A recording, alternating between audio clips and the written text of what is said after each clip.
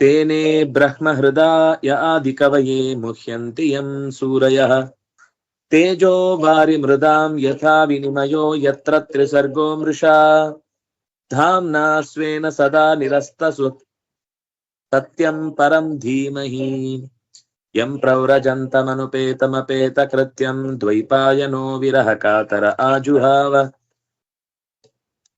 पुत्रेति तन्मयतया तरवोऽपि नेदुस्तं सर्वभूतहृदयं मुनिम् आनतोऽस्मि नारायणं नमस्कृत्य नरं चैव नरोत्तमं देवीं सरस्वतीं व्यासं ततो जयमुदीरये स्वस्त्यस्तु सताम् ततो ग्रन्थमुदीरये स्वस्त्यस्तु सतां हरिः ओम् ಮೂರನೇ ಸ್ಕಂಧದ ಪ್ರಾರ್ಥನೆಯ ಭಾಗದಲ್ಲಿ ಇದ್ವಿ ನಾವು. ಅನೇಕ ರೀತಿ ಒಬ್ಬ ಜೀವ ತನ್ನ ಕಷ್ಟದ ಸ್ಥಿತಿಯಲ್ಲಿ ಹೇಗೆ ಪ್ರಾರ್ಥನೆ ಮಾಡ್ತಾನೆ ಅನ್ನುವ ಕೆಲವು ಅಂಶಗಳನ್ನ ನಿರೂಪಣೆ ಮಾಡಿದ್ರು. ಅಲ್ಲಿಗೆ 29ನೇ ಅಧ್ಯಾಯ ಮುಕ್ತಾಯ ಆಗಿತ್ತು. 30ನೇ ಅಧ್ಯಾಯದ ಆರಂಭದಲ್ಲಿ ಭಗವಂತನ ಭಕ್ತಿ ಮಾಡುವಾಗ ನಮ್ಮಲ್ಲಿ ಇರಬೇಕಾದ ಕೆಲವು ಗುಣಗಳನ್ನ ಹೇಳುತ್ತಾರೆ. ಇನ್ನೊಬ್ಬನಿಗೆ ಹಿಂಸೆ ಮಾಡುದು, ದೇವರೇ ನಾನು ನಿನ್ನ ದೊಡ್ಡ ಭಕ್ತ ಅಂತ ಹೇಳುದು. ದೇವರಿಗೆ ಒಂಥರ ಆ ಕಡೆ ಈ ಚೂಟಿ ಆಮೇಲೆ ತೂಗುದು ಹೇಳ್ತಾರಲ್ಲ. ಯಾರೋ ಒಬ್ಬನಲ್ಲಿ ಅವನನ್ನ ತನಗೆ ವಶ ಮಾಡ್ಕೊಳ್ಬೇಕು ಅಂತ ಅವನ ಮೇಲೆ ಹಿಂಸೆ ಮಾಡಿ ದಾಳಿ ಮಾಡುದು. ಆಮೇಲೆ ದೇವರ ಹತ್ರ ಬಂದು, ಅಯ್ಯೋ ದೇವರೇ ನೀನು ಸರ್ವವ್ಯಾಪಿ, ನೀನು ಸರ್ವಾಂತರ್ಯಾಮಿ, ನೀನು ಹಾಗೆ ಹೀಗೆ. ಅಲ್ಲಿ ನಾಯಿಗೆ ಹೊಡೆದಾಗ ಕುಯ್ ಅಂದಿರುತ್ತದು. ಅದನ್ನ ಕೇಳಿ ಮನಸ್ಸಿನಲ್ಲಿ ಆನಂದ ಪಟ್ಟಿರ್ತಾನೆ. ದೇವ್ರು ಹೇಳ್ತಿರ್ತಾನೆ, ಅಲ್ಲಿ ನಾಯಿಗೆ ಹೊಡೆದಾಗ ಅಲ್ಲೂ ನಾನೇ ಇದ್ದಿದ್ದು, ಇಲ್ಲಿ ಬಂದು ಕೈ ಮುಗಿದು ನಮಸ್ಕಾರ ಮಾಡಿ ನೀನ್ ದೊಡ್ಡವನು ಅಂತ ಹೇಳ್ತಾರೆ, ಅಲ್ಲಿ ಹೊಡೆದು ಇಲ್ಲೇನ್ ತೂಗುದು ನೀನು ಅಂತ ದೇವ್ರು ಬೈತಾನೆ. ನಾವು ಚೂಟುದು ತೂಗುದು ಅಂತ ಒಂದು ಗಾದೆ ಹೇಳ್ತೇವಲ್ಲ, ಅದು ನಮ್ದೇ ಹೆಚ್ಚಿನ ಕರ್ಮ. ಅದರಿಂದಾಗಿ ಒಂದು ಕಡೆ ತಂದೆ ತಾಯಿ ಬಂಧು ಬಳಗ ಈ ಎಲ್ಲರಲ್ಲೂ ಭಗವಂತ ಒಂದೊಂದು ರೀತಿಯಿಂದ ನಮಗೆ ಇದ್ದು ಆಯಾ ರಕ್ಷಣೆಯನ್ನ ಕೊಡ್ತಾನೆ. ದೇವರು ಸ್ವತಃ ತಾಯಿಯಾಗಿ ಬರ್ಲಿಕ್ಕಾಗಲ್ಲ. ಯಾಕಂದ್ರೆ ಯಾರು ಅಮ್ಮ ಅಂತ ಕರೆಯುವುದು? ಎಲ್ರು ಅಮ್ಮ ಅಮ್ಮ ಅಂತ ಕರೆದ್ರೆ ಜಗತ್ತೆಲ್ಲವೂ ಕೂಡ ಆವರಿಸಿಕೊಂಡ್ ಬಿಡುತ್ತೆ. ಅದಕ್ಕೋಸ್ಕರ ತಾಯಿಯಲ್ಲಿ ನಿಲ್ತಾನೆ. ಅವನಿಗೆ ಒಂದು ಸಂಬಂಧಪಟ್ಟ ವಿಶೇಷವಾದ ಪ್ರೀತಿಯನ್ನ ಅಲ್ಲಿಂದ ಕೊಡ್ಲಿಕ್ಕಾಗತ್ತೆ ಅಂತ. ಯಾಕಂದ್ರೆ ಆ ತಾಯಿ ಆದವಳು ಒಬ್ಳು ತಾಯಿಯ ಪ್ರೀತಿಯನ್ನ ಕಾಣ್ಬೇಕಲ್ವಾ, ಮಗುವಿನ ಮೇಲೆ ನಾನು ತಾಯಿ ಅಂತ ಅನ್ನೋ ಭಾವನೆ ಬರ್ಬೇಕಲ್ಲ. ಅದಕ್ಕೋಸ್ಕರ ಅವಳಿಗೆ ಆ ತಾಯಿಯ ಸುಖವನ್ನ ಕೊಡ್ತಾನೆ, ಮಗುವಿಗೆ ತಾಯಿಯ ಪ್ರೀತಿಯನ್ನ ಕೊಡ್ತಾನೆ. ಅಂದ್ರೆ ಈ ರೀತಿ ಎಲ್ಲ ಕಡೆಯಲ್ಲೂ ಇದ್ದು ಭಗವಂತ ಒಂದೊಂದು ರೀತಿಯ ರಕ್ಷೆಯನ್ನ ನೀಡುತ್ತಾನೆ. ಇನ್ನು ಹಿಂಸೆ ಮಾಡುದು, ಉಪದ್ರವ ಮಾಡುದು, ಇನ್ನು ಡಂಭಾಚಾರ.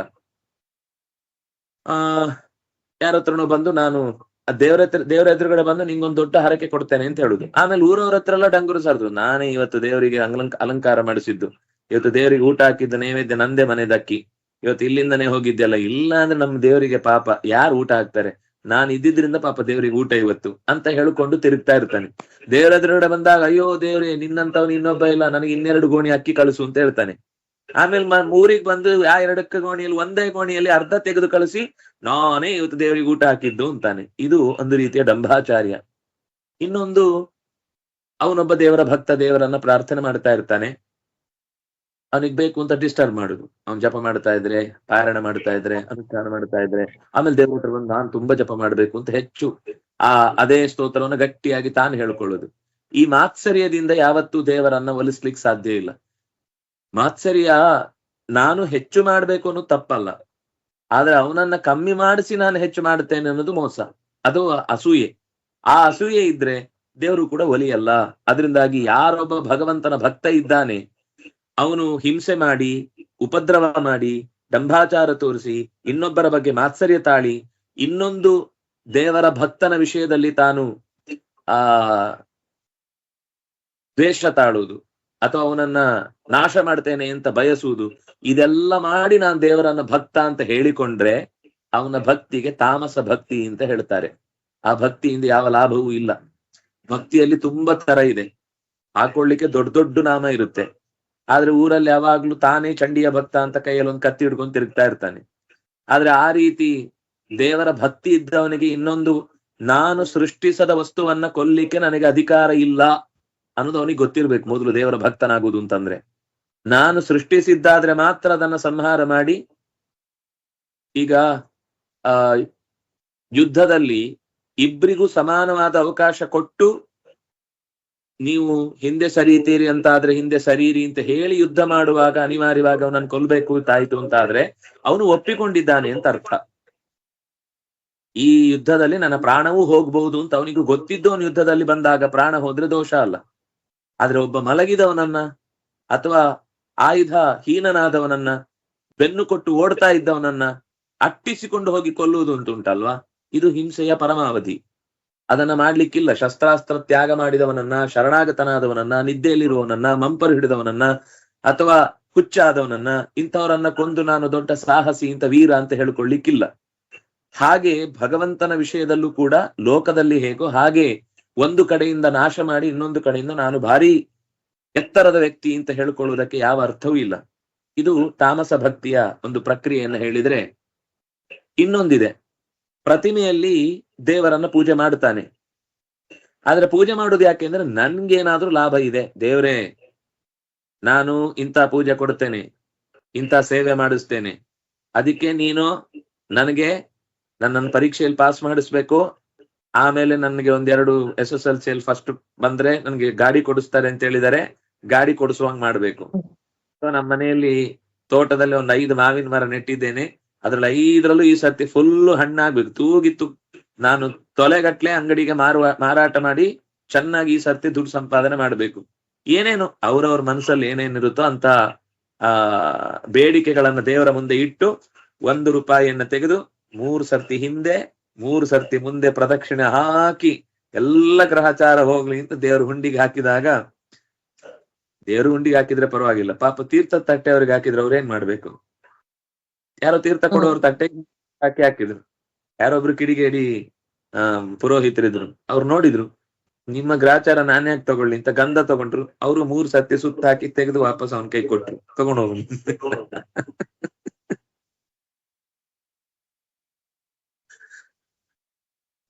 ಹಾಗೆ ಯಾವತ್ತು ದೇವರ ಹತ್ರ ವಿಷಯದ ಲೋಲುಪತೆಯಿಂದ, ವಿಷಯದ ಸುಖದ ಆಸೆಯಿಂದ ಪ್ರತಿಮೆಯಲ್ಲೇ ದೇವರು ಅಂತ ಕಾಣ್ತಾ ನೋಡಿ, ಅವ್ರು ಎಷ್ಟು ಎಚ್ಚರಿಕೆ ಕೊಟ್ಟಿದ್ದಾರೆ ನಮ್ಮ ಪ್ರಾಚೀನರು.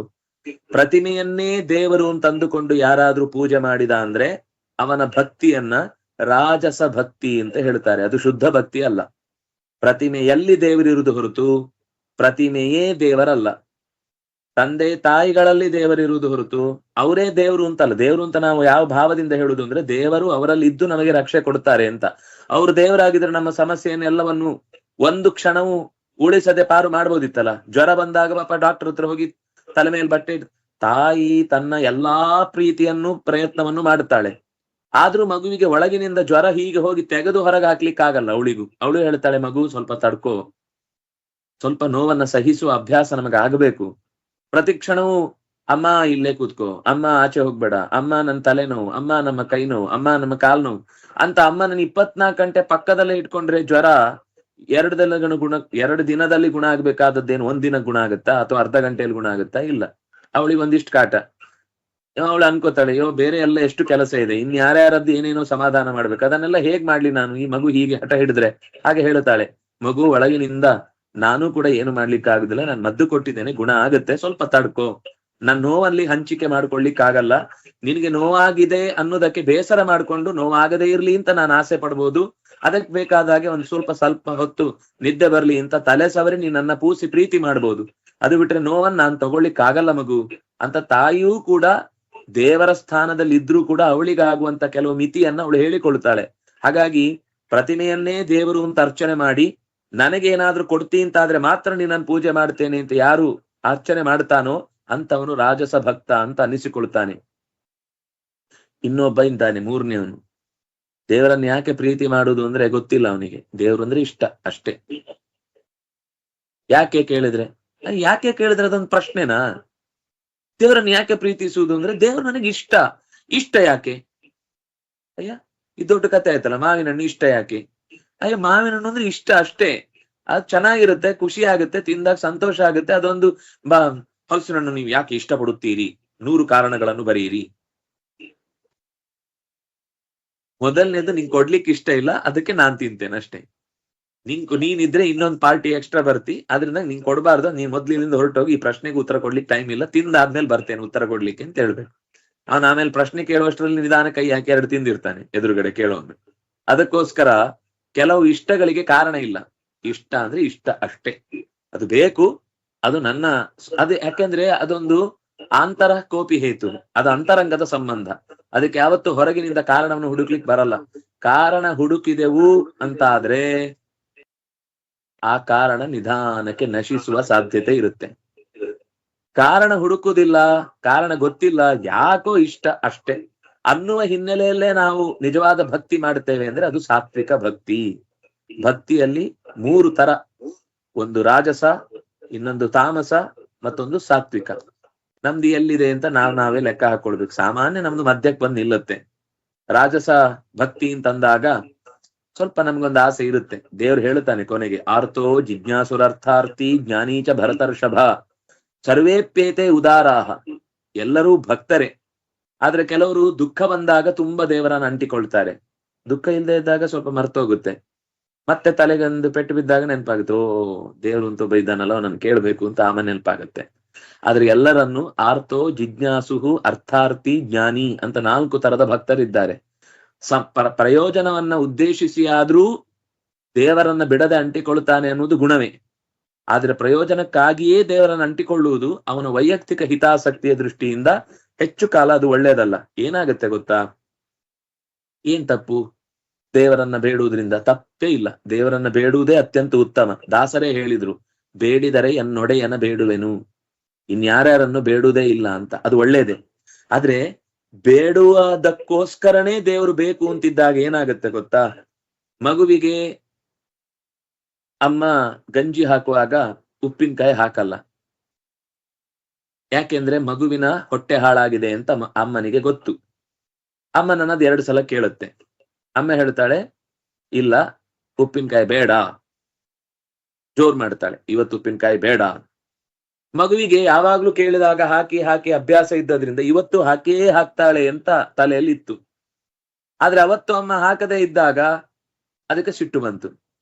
ಅಮ್ಮ ಯಾವಾಗ್ಲೂ ಕೇಳಿದಾಗ ಕೊಡುವವಳು ಇವತ್ತು ಕೊಡ್ಲಿಲ್ಲ ಅಂದ್ರೆ ಬಹುಶಃ ನನ್ ಮೇಲೆ ಪ್ರೀತಿ ಕಮ್ಮಿ ಆಗಿದೆ ಅಂತ ಅನ್ಸುತ್ತೆ. ಅಮ್ಮನ ಮೇಲೆ ಸಿಟ್ಟು ಬರುತ್ತೆ. ಎಲ್ಲರ ಹತ್ರ ಹೇಳ್ಕೊಂಡ್ ಬರುತ್ತೆ, ಇವತ್ತು ನಮ್ಮ ಅಮ್ಮ ಏನೋ ಉಪ್ಪಿನಕಾಯಿ ಉಳಿಸಿ ಮನೆ ಕಟ್ಟಬೇಕು ಅಂತ ಅನ್ಕೊಂಡಿದ್ದಾಳೆ, ನಂಗೆ ಉಪ್ಪಿನಕಾಯಿ ಹಾಕ್ಲಿಲ್ಲ, ನಂಗೆ ಚೂರು ಉಪ್ಪಿನಕಾಯಿ ಹಾಕಿಲ್ಲ ಇವತ್ತು, ಅಮ್ಮ ಬಾರಿ ಕೆಟ್ಟವಳು ಅಂತ ಬೈತಾ ಇರುತ್ತೆ. ಅದೇ ಮಗು ಅಮ್ಮ ಆದಾಗ ತನ್ನ ಮಗುವಿಗೂ ಹಾಗೆ ಮಾಡುತ್ತೆ. ಅವಳಿಗಾಗ ನೆನಪಾಗತ್ತೆ, ಅಮ್ಮ ಯಾಕೆ ಅವತ್ತು ಉಪ್ಪಿನಕಾಯಿ ಹಾಕಿರ್ಲಿಲ್ಲ ಅಂತ. ಅದು ಗೊತ್ತಾಗ್ಲಿಕ್ಕೆ ಅಷ್ಟು ದಿವಸ ಬೇಕಿರುತ್ತೆ ಅಷ್ಟೇ. ಆದ್ರೆ ಅಮ್ಮ ಆಗುವಷ್ಟು ನಾವು ಬುದ್ಧಿವಂತರಾದ್ರೆ, ಭಗವಂತನ ಭಕ್ತಿಯನ್ನ ಮಾಡುವವರಾದ್ರೆ ನಮ್ಗೆ ಅರ್ಥ ಆಗುತ್ತೆ, ದೇವ್ರು ಕೊಡ್ಬೇಕು ಅಂತ ಇದ್ದಾನೆ, ಆದ್ರೆ ಅದನ್ನ ಸ್ವೀಕರಿಸುವ ಶಕ್ತಿ ನನಗೆ ಇವತ್ತಿಲ್ಲ. ಅದನ್ನ ದೇವ್ರು ಸ್ವಲ್ಪ ಲೇಟ್ ಮಾಡ್ತಾನೆ. ಆದ್ರೆ ನಮ್ಗೆ ಲೇಟ್ ಆಗಿದ್ದು ತುಂಬಾ ಲೇಟ್ ಆಗಿ ಅರ್ಥ ಆಗುತ್ತೆ. ಅಷ್ಟೊತ್ತಿಗೆ ದೇವರ ವಿರುದ್ಧ ಅಕಸ್ಮಾತ್ ನಾವು ಸೆಟೆದು ನಿಂತು ವಿರೋಧಿಗಳಾದ್ರೆ ಮತ್ತೆ ಸರಿಪಡಿಸುವುದಕ್ಕೆ ತುಂಬಾ ಕಷ್ಟ ಆಗುತ್ತೆ. ಭಕ್ತಿ ಹಾಳಾಯ್ತು ಅಂದ್ರೆ ದೇವ್ರು ಕೊಟ್ರೆ ಮಾತ್ರ ಒಳ್ಳೆಯವನು, ಕೊಡದೇ ಇದ್ರೆ ಅವ್ನು ನಮ್ಮನ್ನ ದ್ವೇಷಿಸ್ತಾ ಇದ್ದಾನೆ, ಅಥವಾ ನಮ್ಮನ್ನ ನಂಬ್ತಾ ಇಲ್ಲ, ನಮ್ಮನ್ನ ದೂರ ಇಟ್ಟಿದ್ದಾನೆ, ನಮ್ಮ ಬಗ್ಗೆ ಅವನಿಗೆ ಕಾಳಜಿ ಇಲ್ಲ ಅಂತ ಭಾವನೆ ಬಂದು ಬಿಟ್ರೆ ಆಗ ನಮ್ಮ ಭಕ್ತಿ ಹಾಳಾಗುತ್ತೆ. ಅದಕ್ಕೋಸ್ಕರ ಅವರು ಹೇಳ್ತಾರೆ, ಯಾವತ್ತೂ ದೇವರನ್ನ ಅವನಿಗೆ ಏನ್ ಮಾಡ್ಬೇಕು ಅಂತ ಗೊತ್ತಿದೆ. ಹುಟ್ಟಿಸಿದವನಿಗೆ ಹೊಟ್ಟೆಗೆ ಹಿಟ್ಟು ಹಾಕುವುದು ಗೊತ್ತೇ ಇದೆ ಅಂತ ಮಾತು. ಅವನಿಗೆ ಯಾವಾಗ ಯಾವ ಕಾಲಕ್ಕೆ ಏನ್, ಮಗುವಿಗೆ ಆರೋಗ್ಯ ಕೆಟ್ಟಾಗ ಹೇಗೆ ಊಟ ಕೊಡ್ಬೇಕು, ಆರೋಗ್ಯ ಸರಿ ಇದ್ದಾಗ ಏನೇನ್ ಅದಕ್ಕೆ ಬಡಿಸ್ಬೇಕು ಎಲ್ಲ ಗೊತ್ತಿದೆ.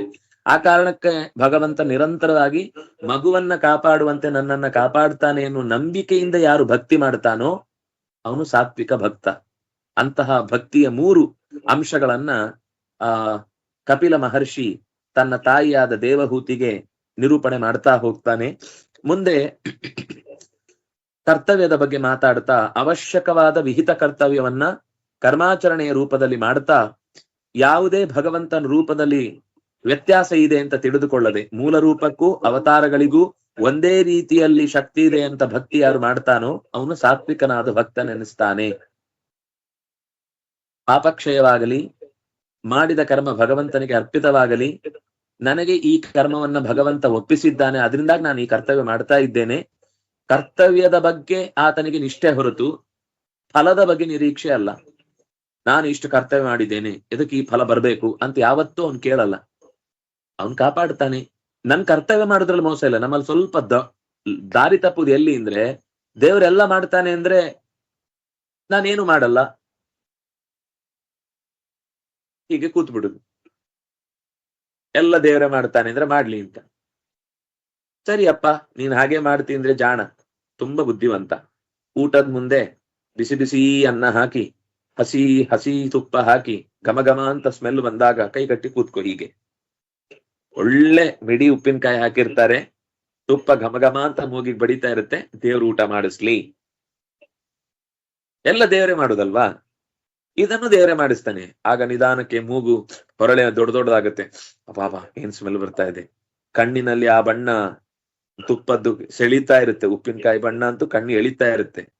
ಆಮೇಲೆ ಪಕ್ಕದವರು ತಿಂದು ಸುರ್ದು ಚಪ್ಪರಿಸಿ ನಾಲಿಗೆ ಹಾಕಿ ಈ ಕಡೆ ಎಳಿತಾ ಇರ್ತಾರೆ. ಅವಾಗ ಕಿವಿಗೆಲ್ಲ ಅಯ್ಯೋ ಏನ್ ಸುರಿತಾ ಇದ್ದಾರಪ್ಪ ಗಂಜಿ ಅಂತ ಅನ್ನಿಸ್ತಾ ಇರುತ್ತೆ. ಮೂಗು ಒಂದ್ ಕಡೆ, ನಾಲಿಗೆಯಲ್ಲಿ ನೀರು ತೊಟ್ಟಿಗ್ತಾ ಇರುತ್ತೆ. ಒರೆಸ್ಕೊಂಡು ಕೂತ್ಕೋಬೇಕಾಗತ್ತೆ. ಅವ್ರ ತುಪ್ಪ ಎಳ್ಕೊಂಡು ಸ್ವಲ್ಪ ಹೊತ್ತ ಆಗುವಷ್ಟೊತ್ತಿಗೆ ದೇವ್ರು ಇಲ್ಲ ದಿಂಡ್ರು ಇಲ್ಲ, ಎಲ್ಲ ನಾನೇಪ್ಪ ಅಂತ ಕಲಿಸ್ತಾನೆ. ಗಳಬಳಗ ಬಗ ತಿನ್ಲಿಕ್ಕೆ ಶುರು ಮಾಡ್ತಾನೆ. ಅಲ್ಲಪ್ಪ ನೀನ್ ಈಗ ಹೇಳ್ತಾ ಇದ್ದಿ ವೇದ ಅಂತ ಎಲ್ಲ ದೇವ್ರೇ ಮಾಡುದು ಅಂತ, ಈಗ ಯಾಕೆ ನೀನ್ ಕೈ ಹಾಕಿದಿ? ದೇವ್ರು ಊಟ ಕೊಟ್ಟ ಮೇಲೆ ಊಟ ಇದು ಅಂತ ಗೊತ್ತಾಗ್ಲಿಕ್ಕೆ ಕಣ್ಣು ಕೊಟ್ಟ, ಊಟದಲ್ಲಿ ಸ್ಮೆಲ್ ಇದೆ ಅಂತ ಮೂಗು ಕೊಟ್ಟ, ಊಟದಲ್ಲಿ ರುಚಿ ಇದೆ ಅಂತ ನಾಲಿಗೆ ಕೊಟ್ಟ, ಊಟ ತಿನ್ನುವಾಗ ಎಂಥ ಸದ್ದು ಬರುತ್ತೆ, ಅದ್ರಲ್ಲಿ ಏನ್ ಆನಂದ ಇದೆ ಅಂತ ಕಿವಿ ಕೊಟ್ಟ, ಅದನ್ನು ಮುಟ್ಟುವಾಗ ಅದೆಷ್ಟು ಬಿಸಿ ಬಿಸಿ ಇದೆ ಚೆನ್ನಾಗಿ ಅಂತ ಅನುಭವಿಸ್ಲಿಕ್ಕೆ ಕೈಯಲ್ಲಿ ಚರ್ಮದ ಸುಖ ಇಟ್ಟ.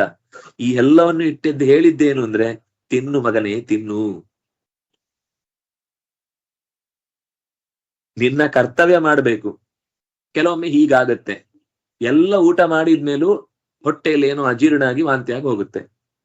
ನಿನಗೆ ಅಲ್ಲದ್ದನ್ನ ಸಲ್ಲದ್ದನ್ನ ನೀನು ಕಿತ್ತು ತಿಂದೆ ಅಂತ ಆದಾಗ ನೀನ್ ಕೊಡಬಾರದು ಅಂತಿದ್ರೆ ಅದು ಹೊಟ್ಟೆಗೆ ಹೋದ್ರೂ ಉಳಿಯಲ್ಲ. ಫಲ ನಿನ್ನದಲ್ಲ, ಕರ್ತವ್ಯ ನೀನ್ ಊಟ ಮಾಡು, ದಕ್ಕುತ್ತೋ ಬಿಡುತ್ತೋ ಅವನ್ ಬಿಡ್ತಾನೆ. ಅಹಂ ವೈಶ್ವಾನರೋ ಭೂತ್ವ ಪ್ರಾಣಿನಾಂ ದೇಹಮಾಶ್ರಿತ ಪ್ರಾಣಾಪಾನ ಸಮಾಯುಕ್ತ ಪಚಾಮ್ಯನ್ನಂ ಚತುರ್ವಿಧಂ. ಎಲ್ಲೋ ಕೇಳದಂಗಿದೆ ಅಲ್ಲ. ಗೀತೆಯಲ್ಲಿ 15ನೇ ಅಧ್ಯಾಯದಲ್ಲಿ ಕೃಷ್ಣ ಹೇಳಿದ ಮಾತು. 15ನೇ ಅಧ್ಯಾಯದಲ್ಲಿ ಕೃಷ್ಣ ಹೇಳಿದ ಮಾತು, ನಾನೇ ವೈಶ್ವಾನರ ಅಗ್ನಿಯಾಗಿ ನಿಮ್ಮ ಹೊಟ್ಟೆಯಲ್ಲಿ ಜೀರ್ಣ ಶಕ್ತಿಯನ್ನ ತಂದು ಆ ಅನ್ನದಲ್ಲಿ ಚತುರ್ವಿಧವಾದ ಅನ್ನವನ್ನ ಮುಕ್ಕಿ ತಿನ್ನುವುದನ್ನ, ನೆಕ್ಕಿ ತಿನ್ನುವುದನ್ನ, ಎಳೆದು ತಿನ್ನುವುದನ್ನ, ಕಚ್ಚಿ ತಿನ್ನುವುದನ್ನ. ಚತುರ್ವಿಧ ಅಂದ್ರೆ ಅದೇ ಪೇಯ, ಭಕ್ಷ್ಯ, ಭೋಜ್ಯ, ಲೇಹ್ಯ, ಪೇಯ ಅಥವಾ ಚೋಷ್ಯ ಅಂತಾರೆ. ಸುರಿದು ತಿನ್ನುವುದಂತಾದ್ರೆ ಚೋಷ್ಯ ಅಂತ.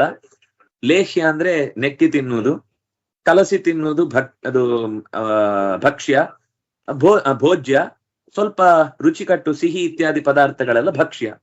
ಹೀಗೆ 4 ಪದಾರ್ಥವನ್ನ ಹೊಟ್ಟೆಯಲ್ಲಿ 3 ವಿಧವಾಗಿ ವಿಂಗಡಿಸ್ತಾನೆ. ಏನಾಗಿ? ಸೂಕ್ಷ್ಮವಾಗಿ ಮನಸ್ಸು, ಮಧ್ಯವಾಗಿ ದೇಹ, ಸ್ಥೂಲವಾಗಿ ಮಲ, ದೇಹದ ಬೇಡವಾದ ಭಾಗ. ಹೀಗೆ 3 ಮಾಡೋ. ನೀವು ತಿನ್ನುವಾಗ ಅಯ್ಯೋ ಇದು ಪಲ್ಯದನ್ನ, ಸಾರಿದಿತ್ತಾಗ್ಬಾರ್ದು, ಇದು ಹುಳಿ ಅನ್ನ, ಇದು ಮೊಸರನ್ನ, ಇದು ಮಿಕ್ಸ್ ಹೊಟ್ಟೆ ಹೋದ್ಮೇಲೆ ಏನಾಗುತ್ತೆ? ಎಲ್ಲ ಒಂದೇ ಕಂಪಾರ್ಟ್ಮೆಂಟ್ ಸೇರ್ಕೊಂಡು ಎಲ್ಲೆಲ್ಲೋ ಆಗುತ್ತೆ. ಆದ್ರೆ ಭಗವಂತ ಮತ್ತೆ ಅದರ ಒಳಗೆ ಪಲ್ಯದಲ್ಲಿ ಸೇರಿದ ನಾರಿನ ಅಂಶವನ್ನ ತೆಗೆದು ದೇಹಕ್ಕೆ ಎಲ್ಲಿ ಅದು ಸ್ನಾಯು ಆಗ್ಬೇಕು, ಮಾಂಸವಾಗ್ಬೇಕು, ರಕ್ತವಾಗ್ಬೇಕು, ಮೂಳೆ ಆಗ್ಬೇಕು ಅಂತ ಅನ್ನುವ ಅಷ್ಟಷ್ಟು ವಿಭಾಗವನ್ನ ದೇಹಕ್ಕೆ ಶಕ್ತಿ. ಉಪವಾಸ ಮಾಡಿದ ದಿವಸ ಶಿವರಾತ್ರಿ ಕೈ ಕಾಲು ಯಾವ್ದ್ರಲ್ಲೂ ಬಲ ಇಲ್ಲ, ಏನು ಬೇಡ, ಮುಖ ಒಳ್ಳೆ ಇಂಗು ತಿಂದ ಮಂಗನ ಹಾಗೆ ಸಪ್ಪೆ ಆಗ್ಬಿಟ್ಟಿರುತ್ತೆ, ಏನು ಬೇಡ ಇವತ್ತು ಅಂತ. ಅದೇ ಮರು ದಿವಸ ತಿಂದ ತಕ್ಷಣ ಕಣ್ಣು ಚುರುಕಾಗುತ್ತೆ, ಕಿವಿ ಚುರುಕಾಗುತ್ತೆ, ನಾಲಿಗೆ ಚುರುಕಾಗುತ್ತೆ, ಕೈ ಕಾಲೆಲ್ಲ ಬರಬರುತ್ತೆ, ಓಡಾಡ್ಲಿಕ್ಕೆ ಶುರುವಾಗುತ್ತೆ. ಅನ್ನ ತಿಂದ ತಕ್ಷಣ ಇಡೀ ದೇಹದಲ್ಲಿ ಶಕ್ತಿ ಪಾತ ಆಗುತ್ತಲ್ಲ. ಯಾರು ಮಾಡುದು? ಒಳಗಿನಿಂದ ಆ ಶಕ್ತಿಯನ್ನ ಆಯಾ ಇಂದ್ರಿಯಗಳಿಗೆ ಕಳುಹಿಸಿ ಮತ್ತೆ ಚುರುಕುತನವನ್ನ ಮುಟ್ಟಿಸುವ ಸಮಾನ ರೂಪವಾದ ಶಕ್ತಿ. ಪ್ರಾಣ, ಅಪಾನ, ವ್ಯಾನ, ಉದಾನ, ಸಮಾನ ಅಂತ 5 ಪ್ರಾಣಗಳಿಂದ ಪ್ರಾಣಾಪಾನ ಸಮಾಯುಕ್ತ ಪಚಾಮ್ಯನ್ನಂ ಚತುರ್ವಿಧಂ. ಒಬ್ಬ 2 ಬಳಸಿ 3 4 ಉಪಯೋಗಿಸ್ತಾನೆ. ವೈಶ್ವಾನರ ಪ್ರಾಣ ಅಪಾನಗಳನ್ನ ಬಳಸಿಕೊಂಡು ಅನ್ನ ಸೂಕ್ಷ್ಮವಾದ ಭಾಗ, ಮಧ್ಯ ಭಾಗ, ಸ್ಥೂಲ ಭಾಗ ಅನ್ನೋದನ್ನ ಮಾಡ್ಲಿಕ್ಕೋಸ್ಕರ 4 ವಿಧವಾದ ಅನ್ನವನ್ನ 5 ರೂಪಗಳಿಂದ ಮಾಡ್ತಾನೆ. ಆದ್ರಿಂದಾಗಿ ಅದು ಅಂಥ ಊಟಕ್ಕೆ ಅಷ್ಟು ಯಜ್ಞದ ಭಾವವನ್ನ ಪ್ರಾಚೀನರು ತುಂಬಿದ್ದು. ಭೋಜನ ಅನ್ನೋದು ಒಂದು ಯಜ್ಞ. ಗುಡ್ಡೆ ಹಾಕೊಂಡು ಬಗ ಬಗ ಅಂತ ಮುಕ್ಕುದಲ್ಲ ಅದು, ಅದೊಂದು ಯಜ್ಞ. ಯಜ್ಞ ಅಂದ್ರೆ ಅದರಲ್ಲಿ ಶ್ರದ್ಧೆ ಇರಬೇಕು. ಅನ್ನಂ ಬ್ರಹ್ಮೇತಿ ವ್ಯಜಾನಾತ್ ತದ್ವ್ರತಂ. ಅನ್ನ ಅಂದ್ರೆ ಅದು ಬ್ರಹ್ಮ, ಅನ್ನ ಅಂದ್ರೆ ಅದರಲ್ಲಿ ಭಗವಂತನ ಸನ್ನಿಧಾನ ಇರುತ್ತೆ. ಅನ್ನವನ್ನ ನಾವು ಕೊಡುದು ಅಂದ್ರೆ ದೇವರನ್ನೇ ದೇವರಿಗೆ ಕೊಡುದು. ನಾವು ದೇವರಿಗೇನ್ ಕೊಡುದು? ಕೆರೆ ನೀರನ್ನು ಕೆರೆಗೆ ಚೆಲ್ಲಿ. ಈ ಅನ್ನ ಸೃಷ್ಟಿ ಮಾಡಿದವ್ರು ನಾವಲ್ಲ. ಭತ್ತದ ಗಿಡದ ಒಳಗೆ ಹೋಗಿ ಅಲ್ಲಿ ಸಾರವನ್ನ ಹೀರಿ ಅದನ್ನ ಬೀಜದ ಒಳಗೆ ಭತ್ತದ ಒಳಗೆ ಸೇರಿಸಿ ನಾವೇನಾದ್ರೂ ಮಾಡಿದ್ದೇವಾ? ಕಷ್ಟಪಟ್ಟವ ಕೃಷಿಕ, ಬಿಸಿಲಿಟ್ಟವ ಸೂರ್ಯ, ಮಳೆ ಕೊಟ್ಟವ ಪರ್ಜನ್ಯ, ನೀರಿನಲ್ಲಿ ಮೆದು ತುಂಬಿದವಳು ಭೂಮಿ ತಾಯಿ, ಬೆವರು ಹರಿಸಿ ಸ್ವಲ್ಪ ಬೀಜ ಹಾಕಿ ಅದನ್ನ ಕಷ್ಟಪಟ್ಟವ ಕೃಷಿಕ. ನಾವು ದುಡ್ಡು ಕೊಟ್ಟೆವು ಹೀಗೆ, ಇದ್ಯಾಕೋ ಹುಳ ಇದೆ, ಇದ್ಯಾಕೋ ದಪ್ಪ ಇದೆ ಅಕ್ಕಿ, ಇದ್ಯಾಕೋ ಸಣ್ಣ ಅಕ್ಕಿ ಅಲ್ಲ, ಇದು ಚೆನ್ನಾಗಿಲ್ಲ ಅಂತ ಒಂದಿಷ್ಟು ಆಕ್ಷೇಪ ಮಾಡಿ ಮನೆಗೆ ಬಂದು ಅಕ್ಕಿಯನ್ನ ಅಡಿಗೆಯಲ್ಲಿ ಬಡಸಿಟ್ರೆ ಅಮ್ಮನಿಗೆ ಮತ್ತಂದೇವು, ಅಮ್ಮ ಒಂಚೂರು ಇನ್ನೂ ಬೇಯ್ಬೇಕಿತ್ತು, ನಿನಗೆ ಹಲ್ಲುಗಟ್ಟಿದೆ ಅಂತ ನನ್ನನ್ನು ಕೂಡ ಅದೇ ತರದ ಮಂತ್ರಾಕ್ಷತೆ ಇದ್ದ ಹಾಗೆ ಅದನ್ನು ತಿನ್ನು ಹಾಗೆ ಮಾಡ್ಬಿಟ್ಟಿದ್ಯಲ್ಲಮ್ಮ ಅಂತ ಆಮೇಲೆ ಆಕ್ಷೇಪ ಮಾಡಿದ್ರೆ ಸುಲಭದಲ್ಲಿ ಆಕ್ಷೇಪ ಆಗುತ್ತೆ. ಆದ್ರೆ ಕೆಲಸ ಅದರ ಹಿಂದೆ ಎಷ್ಟಿದೆ? ಆ ಎಲ್ಲಾ ಕೆಲಸಗಳನ್ನು ಮನಸ್ಸಿನಲ್ಲಿ ಇಟ್ಟುಕೊಂಡು ಭಗವಂತ ಒಳಗಿನಿಂದ ಪಚಾಮಿ, ಹೊರಗಿನಿಂದ ಗಿಡದಲ್ಲೂ ಅದಕ್ಕೆ ಶಕ್ತಿ ತುಂಬಿದವನು ಅವನೇ. ಗಿಡದಲ್ಲಿ ಮಣ್ಣು ಅಕ್ಕಿ ಆಯಿತು, ಅದರಿಂದಾಗಿ ನಾವೆಲ್ಲ ತಿನ್ನುವುದು ಮಣ್ಣೆ, ಅಕ್ಕಿ ರೂಪದ ಮಣ್ಣು ಅಷ್ಟೇ. ಮಣ್ಣು ತಿನ್ಬಾರ್ದಾ ಅಂದ್ರೆ ಹೌದು, ನಾವು ಮಣ್ಣೇ ತಿನ್ನುದು. ಹಣ್ಣಿನ ರೂಪದ ಮಣ್ಣು, ಅನ್ನದ ರೂಪದ ಮಣ್ಣು. ಯಾಕಂದ್ರೆ ಅದು ಹೋಗಿ ಮಣ್ಣಿಗೆ ಬಿದ್ರೆ ಮಣ್ಣೇ ಆಗುದು. ಮತ್ತೆ ನಮ್ಮ ದೇಹವು ಮಣ್ಣೆ, ಮಣ್ಣಿಂದ ಕಾಯ, ಮಣ್ಣಿಂದ ಮತ್ತೆ ಹೋಗಿ ಭೂಮಿಗೆ ಸೇರಿದಾಗ ಅದು ಮಣ್ಣು ಮಣ್ಣಿಗೆ, ನೀರು ನೀರಿಗೆ, ಗಾಳಿ ಗಾಳಿಗೆ, ಬೆಂಕಿ ಬೆಂಕಿಗೆ, ಆಕಾಶ ಆಕಾಶಕ್ಕೆ ಸೇರಿದರೆ ಪಂಚತ್ವಂ ಗತಃ. ಅದನ್ನೇ ಕನ್ನಡದಲ್ಲಿ ಮರಣವನ್ನೈದಿದರು. ಐದಾಗುವುದು ಅಂದ್ರೆ ಐದಕ್ಕೆ ಹೋಗಿ ಸೇರುವುದು. ನಮ್ಗೆ ಐದಾಗುದು ಅಂದ್ರೆ ಏನು, ಎಲ್ಲೂ ಹೋಗುತ್ತೆ ಅಂತ ಒಂದು ಗೊತ್ತಿಲ್ಲ, ನಾವು ಹೋಗಾಗಿರುತ್ತೆ ಎಲ್ಲೋ. ದೇವರು ಪಾಪ, ದೇವರ ಸಂಹಾರವು ಒಂದು ಗುಣ ಏನು ಅಂದ್ರೆ, ನಾವು ಸಂಹಾರ ಅಂದ್ರೆ ಅದು ಮತ್ತೆ ಯಾರಿಗೂ ಉಪಯೋಗಿಸ್ಲಿಕ್ಕೆ ಬರಬಾರದು. ಆದ್ರೆ ಭಗವಂತನ ಸಂಹಾರ ಅಂತಂದ್ರೆ ಮತ್ತೆ ವಾಪಸ್ಸು ಮಣ್ಣನ್ನಲ್ಲೇ ಇಟ್ಟಿದ್ದಾನೆ, ನೀರನ್ನಲ್ಲೇ ಇಟ್ಟಿದ್ದಾನೆ, ಗಾಳಿಯನ್ನ ಅಲ್ಲಿಗೆ ಹಾಕಿದ್ದಾನೆ, ಬೆಳಕನ್ನಲ್ಲೇ ಇಟ್ಟಿದ್ದಾನೆ, ಆಕಾಶವನ್ನಲ್ಲೇ ತುಂಬಿಸಿದ್ದಾನೆ. ನೆಕ್ಸ್ಟ್ ಸೃಷ್ಟಿಗೆ ನಾಳೆ ಅಡಿಗೆಗೆ ಬರುವವರು ಕೈ ಹಾಕಿದ್ರೆ ಅದೇ ಪದಾರ್ಥದಲ್ಲಿ ಸಾಂಬಾರ ಡಬ್ಬಿಯಲ್ಲಿ ಅವರಿಗೆ ಸಾಸಿವೆ ಸಿಗಬೇಕು, ಜೀರಿಗೆ ಸಿಗಬೇಕು. ಕೆಲವೊಂದ್ಸರ್ತಿ ಕೆಲವರು ಅಡಿಗೆಗೆ ಹೋದ್ರೆ ಆಮೇಲೆ ಯಾವ ವಸ್ತು ಅಲ್ಲಿ ಇರಲ್ಲ. ಆಮೇಲೆ ನೆಕ್ಸ್ಟ್ ಬಂದವರು ಇವರನ್ನ ಅಡಿಗೆ ಮನೆಗೆ ಯಾಕಪ್ಪ ಬಿಟ್ಟಿದ್ದು ಅಂತ ತಲೆ ಕೆಡಿಸ್ಕೋತಾರೆ. ಅದು 3 ದಿನದ ಅಡಿಗೆ ಅಂತ ಸ್ಪೆಷಲ್ ಅಡಿಗೆ ಇರುತ್ತೆ, ಬಹಳ ರುಚಿ ಇರುತ್ತೆ ಮಕ್ಕಳಿಗೆ. ಯಾಕಂದ್ರೆ 27 ದಿವಸದ 3 ದಿವಸದಲ್ಲಿ ಖರ್ಚಾಗಿರುತ್ತೆ. ಹಾಗಾಗಿ ಈ ಭಗವಂತನ ಕಾರ್ಯಭಾರವನ್ನ ಮನಸ್ಸಿನಲ್ಲಿ ಗಮನಿಸಿ ಯಾರು ಭಗವಂತ ಮಾಡುವುದು ಎಲ್ಲವೂ ಕೂಡ ಜೀವನ ಬೆಳವಣಿಗೆಗಾಗಿ ಅಂತ ಭಾವಿಸಿ ಅವನನ್ನು ಪ್ರೀತಿ ಮಾಡುತ್ತಾನಲ್ವಾ, ದೇವರ ಪ್ರತಿಯೊಂದು ಕಾರ್ಯದಲ್ಲೂ ಇರುವ ಕಾರುಣ್ಯವನ್ನ ಅರ್ಥ ಮಾಡಿಕೊಂಡು ಯಾರು ಭಗವಂತನಿಗೆ ಶರಣಾಗ್ತಾನೆ ಅವನು ಸಾತ್ವಿಕ ಭಕ್ತ ಅಂತ ಅನಿಸಿಕೊಳ್ತಾನೆ. ಈ 3 ಗುಣ, ಈ 3 ತರದ ಭಕ್ತಿಯಲ್ಲೂ ಗುಣತ್ರಯಗಳ ಪ್ರಭಾವ ಇದೆ. ಸತ್ವ, ರಜಸ್ಸು, ತಮಸ್ಸು. ಅದಕ್ಕೆ ನಾನು ಸಾತ್ವಿಕ ಭಕ್ತ, ರಾಜಸ ಭಕ್ತ, ತಾಮಸ ಭಕ್ತ ಅಂತ 3 ವಿಧವಾದ ಭಕ್ತಿಯ ಸ್ವರೂಪವನ್ನ ನಿರೂಪಣೆ ಮಾಡಿದ್ದು. ಈ 3 ಗುಣಗಳು ಮನುಷ್ಯನಿಗೆ ಶರೀರ ಇರುವ ತನಕವೂ ಪ್ರಭಾವ ಬೀರುತ್ತೆ. ಯಾವಾಗ ಈ ಶರೀರದಿಂದ ಅವನು ವಿಮುಕ್ತನಾಗ್ತಾನೆ, ಒಟ್ಟು ಕಳಚಿ ಹೋಗುವ ಶರೀರ 3, ಕಳಚದ ಸ್ವರೂಪ 1. ಕಳಚಿ ಹೋಗುವ ಶರೀರ ಅಂತಂದ್ರೆ ಸ್ಥೂಲ ಶರೀರ, ಯಾತನೆಯನ್ನ ಅಥವಾ ಸುಖವನ್ನ ಅನುಭವಿಸುವಂತಹ ಅನಿರುದ್ಧ ಶರೀರ. ಇನ್ನೊಂದು ಸೂಕ್ಷ್ಮವಾದದ್ದು, ಅದನ್ನ ಲಿಂಗದೇಹ ಅಂತ ಕರೀತಾರೆ. ಲಿಂಗದೇಹ ಅಂದ್ರೆ ಜೀವಕ್ಕೆ ಅಂಟಿಕೊಂಡಿರುವಂತಹ ಕವಚ. ಅದು ಒಂಥರ ಸಿಮ್ ಕಾರ್ಡ್ ಇದ್ದ ಹಾಗೆ. ಆಕ್ಟಿವೇಟ್ ಆಗ್ಬೇಕು ಅಂತಂದ್ರೆ ಈ ಲಿಂಗದೇಹ ಇರಬೇಕು. ಈ ಲಿಂಗದೇಹ ಇದ್ದಾಗ ಜೀವಕ್ಕೆ ಹೊರಗಿನ ಸತ್ವ, ರಜಸ್ಸು, ತಮಸ್ಸು ಅನ್ನೋ ಗುಣಗಳನ್ನ ಜೀವದ ಜೊತೆಗೆ ಕನೆಕ್ಟ್ ಮಾಡ್ಲಿಕ್ಕೆ ಶಕ್ತಿ ಸಾಧ್ಯವಾಗುತ್ತೆ. ಅಂದಾಗಿ ಲಿಂಗ ಶರೀರ, ಅದರ ಹೊರಗೆ ಸ್ವರ್ಗ ನರಕಗಳನ್ನ ಅನುಭವಿಸುವ ಅನಿರುದ್ಧ ಶರೀರ, ಈಗ ಭೂಮಿಯಲ್ಲಿ ಬಂದಾಗ ಅನುಭವಿಸ್ಲಿಕ್ಕಾಗುವಂತಹ ಸ್ಥೂಲ ಶರೀರ. ಈ 3 ಶರೀರಗಳು ಕೂಡ ಸತ್ವರಜಸ್ಸು ತಮಸ್ಸು ಅನ್ನೋ ಗುಣದಿಂದ ಪ್ರಭಾವಿತವೇ. ಈ 3 ಕಳಚಿ ಹೋದಾಗ ಅವನು ಮುಕ್ತ. ಈ 3 ಕಳಚುವುದು ಅನ್ನೋದೇ ಮುಕ್ತಿ. ಆ ಮುಕ್ತಿಯ ಸ್ಥಿತಿಯಲ್ಲಿ ಏನು ಒಳಗಿನಿಂದ ಸಹಜವಾದ ಅಂದ್ರೆ ಮುಕ್ತಿಯ ಸ್ಥಿತಿಗೆ ಹೋಗುವ ಮುನ್ನ ಈ ಸತ್ವರಜಸ್ ತಮಸ್ಸುಗಳು ಅವನನ್ನ ಎಳೆದಾಡ್ತಾ ಇರ್ತವೆ. ಒಂದು ಪೂರ್ವಕ್ಕೆ ಎಳೆಯುತ್ತೆ, ಒಂದು ಪಶ್ಚಿಮಕ್ಕೆ ಎಳೆಯುತ್ತೆ. ಮೂರೇ ಇರುವುದಾದ್ರೆ ಇನ್ನೊಂದು ಯಾವ್ದೋ ದಿಕ್ಕಿನಿಂದ ಎಳಿತಾ ಇರುತ್ತೆ ತಮಸ್ಸು. ಅದು ಎಲ್ಲಿಂದ ಎಳೆಯುತ್ತೆ ಅಂತ ಗೊತ್ತಾಗಲ್ಲ. ಅದರಿಂದಾಗಿ ಎಲ್ಲಾ ಕಡೆಯಿಂದ ಎಳೆದಾಕಿ ಜೀವನನ್ನ ಹಿಗ್ಗ ಮುಗ್ಗ ಥಳಿಸಿ ಬಿಡುತ್ತೆ. ಆದ್ರಿಂದಾಗಿ ಅಂತಹ ಎಳೆದಾಡುವಂತಹ ಮೂರು ಗುಣಗಳ ಪ್ರಭಾವದಿಂದ ಮನುಷ್ಯ ಅನಾದಿ ಕಾಲದಿಂದ ಒದ್ದಾಡ್ತಾ ಇದ್ದಾನೆ. ಅನೇಕ ಜನ್ಮ ಸಂಸಿದ್ಧ ಭಕ್ತಿಯ ಬಗ್ಗೆ ಹೇಳುವಾಗ್ಲೂ ಕೂಡ ಅನೇಕ ಜನ್ಮದಿಂದ ಸಾಧನೆ ಮಾಡಿದ ಸಾಧಕನೊಬ್ಬ ಕೊನೆಗೆ ಯಾವಾಗ್ಲೂ ನನ್ನ ಹತ್ರ ಬರ್ತಾನೆ ಹೊರತು 3 ದಿವಸ ಏಕಾಗ್ರವಾಗಿ ಬೆನ್ನು ಸ್ಟ್ರೈಟ್ ಮಾಡಿ ಕೂತು 51 ಉಸಿರಾಟ ತೆಗೆದು 52ನೇ ಉಸಿರಾಟಕ್ಕಾಗುವಾಗ ಕೆಳಗಿನಿಂದ ಜಾಗೃತವಾಗಿ 6 ಚಕ್ರಗಳನ್ನೆಲ್ಲ 51 ಉಸಿರಾಟದಲ್ಲಿ ಅಲ್ಲಲ್ಲಿ ಅದೆಲ್ಲ ಪಕಪಕ ಅಂತ ಲೈಟ್ ಬಲ್ಬ್ಗಳು ಉರಿಯುವ ಹಾಗೆ ಮಾಡಿ ಆ ಚಕ್ರಗಳೆಲ್ಲ ಜಾಗೃತವಾಗಿ ತಲೆ ಒಳ್ಳೆ ಈ ಬೂರುಗದ ಹತ್ತಿ ಪಟ್ ಅಂತ ಹೊಡೆದ ಹಾಗೆ ಸಿಡಿದು ಮೇಲಿನಿಂದ ಸೀದಾ ಜೀವ ಮೋಕ್ಷಕ್ಕೆ ಹೋಗಿ ಇದು ಎಷ್ಟು ಡೇ ಪ್ರೋಗ್ರಾಮ್? 21 ದಿವಸದ ಪ್ರೋಗ್ರಾಮ್. 21 ದಿವಸಕ್ಕೆ ಮೋಕ್ಷ. ಮೋಕ್ಷ ಅಂದ್ರೆ ದೇಹ ಬಿಟ್ಟು ಹೋಗ್ಬೋದು, ಮೋಕ್ಷ ಆಗಲ್ಲ. ಮೋಕ್ಷ ಆಗುವುದು ಅನೇಕ ಜನ್ಮಗಳಿಂದ ಸಿದ್ಧವಾದ ಸಾಧನೆಯಿಂದ ಹೊರತು. ಯಾಕೆಂದ್ರೆ ನಮ್ಮ ಒಂದು ಜನ್ಮ ಒಂದು 10 ಜನ್ಮಕ್ಕಾಗುವಷ್ಟು ಕರ್ಮಗಳನ್ನು ಜೋಡಿಸುತ್ತೆ. ಅಷ್ಟನ್ನು ಅನುಭವಿಸದೆ ಯಾರು ಕೂಡ ತಪ್ಪಿಸಿಕೊಂಡು ಹೋಗ್ಲಿಕ್ಕೆ ಸಾಧ್ಯ ಇಲ್ಲ.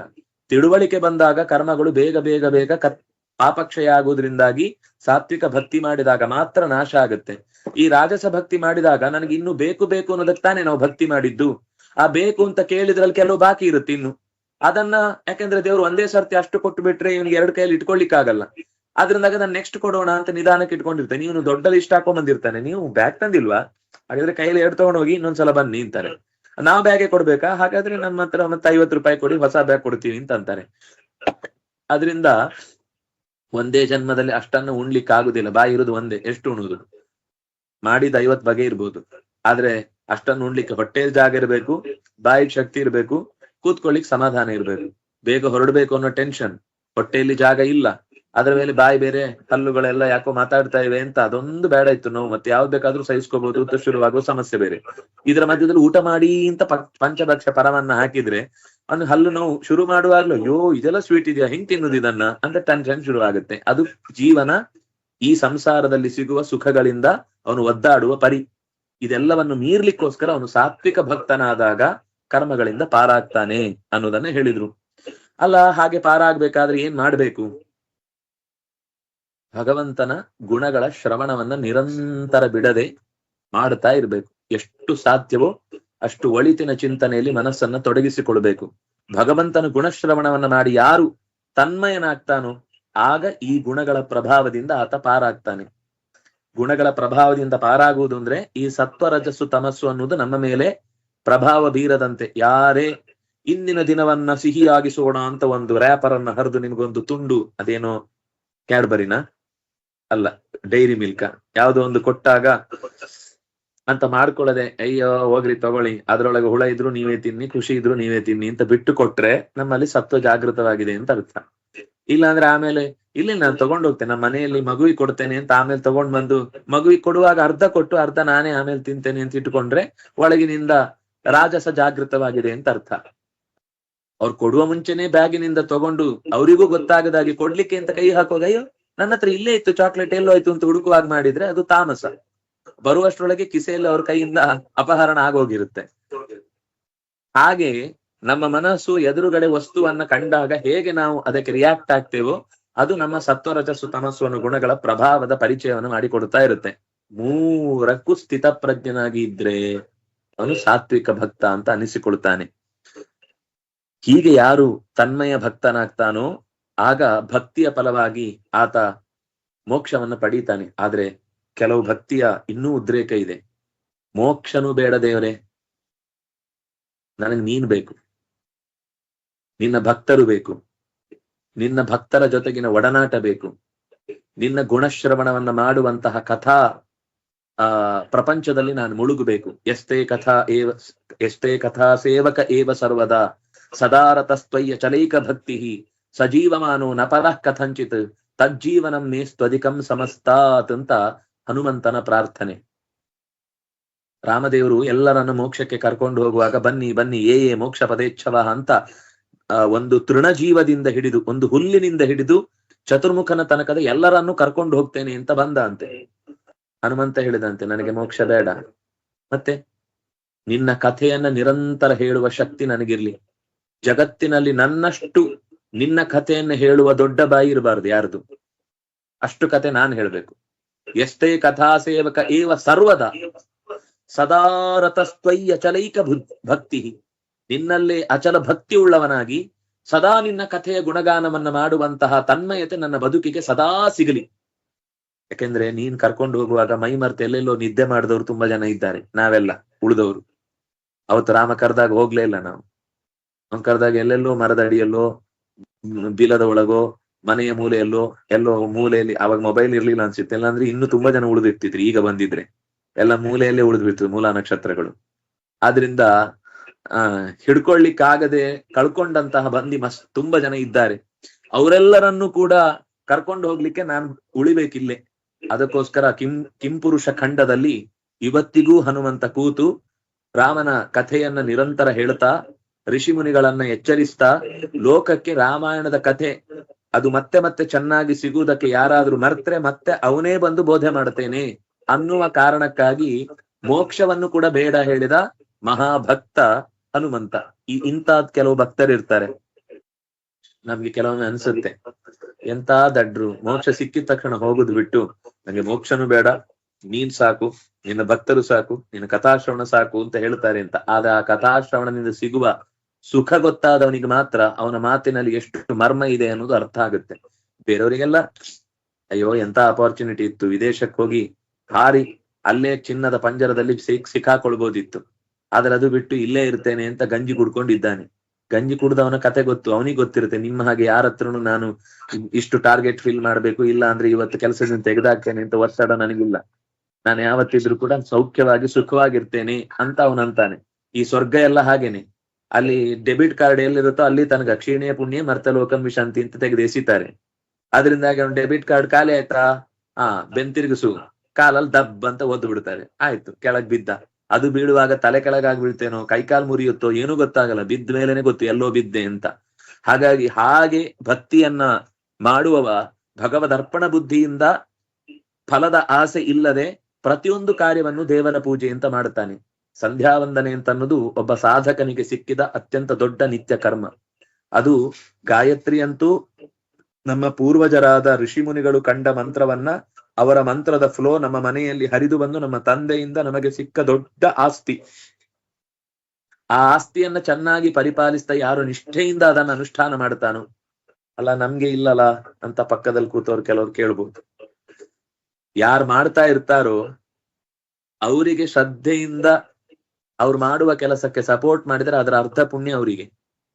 ಯಾರೇ ಕೇವಲ ಅದು ಒಂದು ಕಾಲದಲ್ಲಿ ಮಾತ್ರ ಅಲ್ಲ, ಯಾವುದೇ ಕಾಲದಲ್ಲಿ ಯಾರಾದ್ರೂ ಅಂತಹ ಶ್ರದ್ಧೆಯಿಂದ ಆ ಕಾರ್ಯವನ್ನು ಮಾಡುವಾಗ ಅವರಿಗೆ ಸಪೋರ್ಟಿಗೆ ನಿಲ್ತಾರೆ ಅಂತಂದ್ರೆ ಅವರಿಗೂ ಕೂಡ ಅಂಥದ್ದೇ ಒಂದು ಫಲವನ್ನ ಶಾಸ್ತ್ರಕಾರರು ಹೇಳ್ತಾರೆ. ಹೀಗೆ ಭಗವದರ್ಪಣ ಬುದ್ಧಿಯಿಂದ ದೇವರ ಪೂಜೆ, ಸಂಧ್ಯಾ ವಂದನಾದಿ ಕರ್ಮಗಳು ಮತ್ತು ವ್ರತಗಳು, ಈ ಶಿವರಾತ್ರಿಯ ವ್ರತ ಇರಬಹುದು, ಕೃಷ್ಣಾಷ್ಟಮಿಯ ವ್ರತ ಇರಬಹುದು, ಅನಂತ ಪದ್ಮನಾಭ ವ್ರತ ಇರಬಹುದು, ಅಥವಾ ಇನ್ನು ಬೇರೆ ಬೇರೆ ತರದ ವ್ರತಗಳು, ಏಕಾದಶಿ ಮೊದಲಾದಂತಹ ರೀತಿಯ ದೇಹವನ್ನು ದಂಡಿಸುವ ವ್ರತಗಳನ್ನೂ ಕೂಡ ಚೆನ್ನಾಗಿ ಪ್ರೀತಿಯಿಂದ ನಡೆಸ್ತಾ ಶುನಿಚೈವ ಶ್ವಪಾಕೇಚ ಪಂಡಿತಾ ಸಮದರ್ಶಿನ, ಪ್ರತಿಯೊಂದು ಪ್ರಾಣಿ ಪಕ್ಷಿ ಕ್ರಿಮಿ ಕೀಟಗಳಲ್ಲೂ ಕೂಡ ಭಗವಂತ ಒಂದೇ ತೆರನಾಗಿದ್ದಾನೆ, ಅವನಲ್ಲಿ ಯಾವುದೇ ವ್ಯತ್ಯಾಸ ಇಲ್ಲ ಅಂತ ತಿಳಿದು ಯಾರು ಭಗವಂತನನ್ನ ಆರಾಧಿಸ್ತಾನೋ, ಪ್ರತಿ ಪ್ರಾಣಿಗಳಲ್ಲೂ ಭಗವಂತನಿದ್ದಾನೆ ಅಂತ ತಿಳಿದು ಅವುಗಳಿಗೆ ಉಪಕಾರ ಮಾಡ್ತಾ ತನ್ನಲ್ಲೂ ಇನ್ನೊಬ್ಬರಲ್ಲೂ ಎಲ್ಲರಲ್ಲೂ ಭಗವಂತ ಅಂತರ್ಯಾಮಿಯಾಗಿ ಒಬ್ಬನೇ ಇದ್ದಾನೆ ಅಂತ ಚಿಂತಿಸ್ತಾ ಇದ್ರೆ ಒಳಗಿನಿಂದ ಆ ಭಕ್ತಿ ತಾನಾಗಿಯೇ ವೃದ್ಧಿ ಆಗ್ತಾ ಇರುತ್ತೆ. ಎಲ್ಲಿ ಕಂಡಾಗಲೂ ಭಗವಂತನ ಪ್ರಜ್ಞೆ ಅದು ಹೆಚ್ಚತ್ತೆ. ಹೀಗೆ ಮುಂದೆ ಆ ಉಪಕಾರವನ್ನ ಮಾಡುವ ಅಂತರ್ಯಾಮಿಯ ಭಗವಂತನ ಕಡೆಗೆ ಅವನ ಭಕ್ತಿ ಹೆಚ್ಚುವುದಕ್ಕೆ ದೋಷಗಳು ಏನೇನು ಅಂತ ಕೆಲವು ವಿವರವನ್ನ ಕೊಡ್ತಾರೆ. ಎಲ್ಲೆಲ್ಲಿ ಯಾವ್ಯಾವ ರೀತಿಯಲ್ಲಿ ದೇವತೆಗಳು ಕೂಡ ಆರಾಧನೆ ಮಾಡಿ ಈ ಉತ್ತಮವಾದ ಫಲವನ್ನ ಪಡೆದಿದ್ದಾರೆ ಅನ್ನೋದನ್ನ ಮುಂದಿನ ಚಿಂತನೆಯಲ್ಲಿ ಹೇಳ್ತಾರೆ.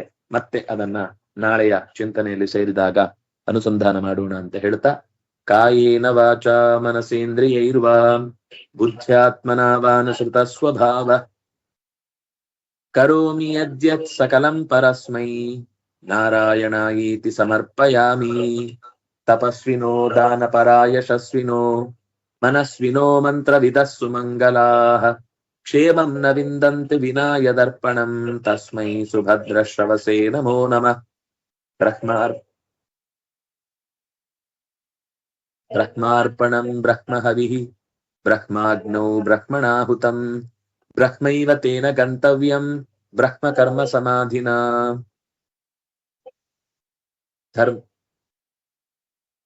ಸರ್ವೇ ಸಂತು ನಿರಾಮಯಾಃ ಸರ್ವೇ ಭದ್ರಾಣಿ ಪಶ್ಯಂತು ಮಾ ಕಶ್ಚಿತ್ ದುಃಖಭಾಗ್ ಭವೇತ್.